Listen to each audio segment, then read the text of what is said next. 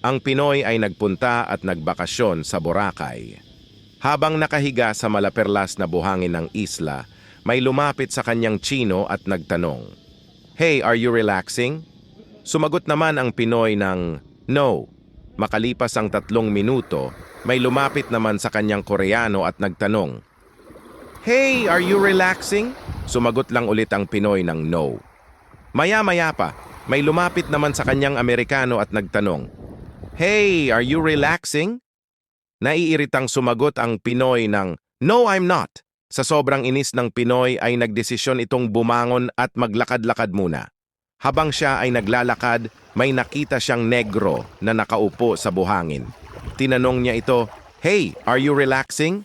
Sumagot naman ang negro ng, "Yes, I am."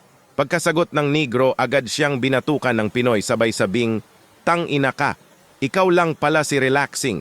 Kanina ka pa hinahanap ng mga kasama mo. Ako yung ginugulo."